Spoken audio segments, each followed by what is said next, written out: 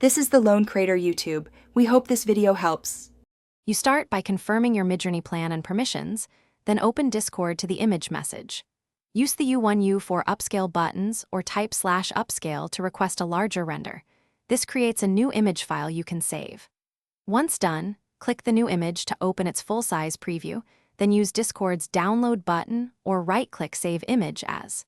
Make sure to keep the original prompt text nearby so you can reproduce or refine if needed. Now focus on maximizing quality. Choose the appropriate upscale mode, light for speed or beta for detail, and consider using the custom upscaler to push to 2048 or higher when available. You can also click Make Variations from the upscaled result to iterate without losing detail.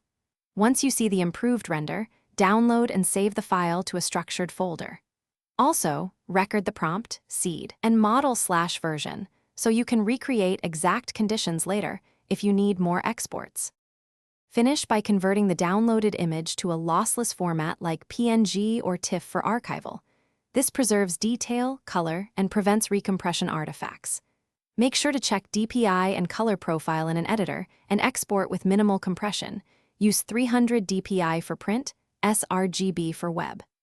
If the image looks soft or artifacts appear, rerun the upscale, try a different upscaler, or request the original high-res result from Midjourney. This single troubleshooting step fixes most. Thanks for watching. Consider subscribing if we helped you.